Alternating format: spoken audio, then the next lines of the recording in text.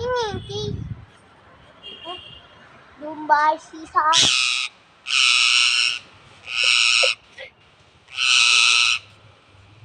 ಯಾಕೋ ಇವತ್ತಿಯೊಳಗೆ ಒಂಥರ ಹುಚ್ಚಿ ಹಿಡ್ದಿ ಬೆಳಗ್ಗೆ ಇವನು ಕಚ್ಬಿಟ್ಟಿದ್ದಾಳೆ. ಏಳು ಇಲ್ಲೇ ಇದ್ದಾಳಲ್ಲ ಏಳು ಸುಮ್ಮನೆ ಇಲ್ಲಿ ಬಂದು ಮನೆ ಮುಂದೆ ಕೂತ್ಕೊಂಡು ಅವಾಗಿಂದ ಇಲ್ಲಿ ಕೂತ್ಕೊಂಡೇ ಸುಮ್ಮನೆ ಇದ್ದಾಳೆ. ಹೊರಗೆ ಬಂದರೆ ಏಳು ನಾವು ಇದು ಎತ್ಕೊಂಡು ಬಿಟ್ಟು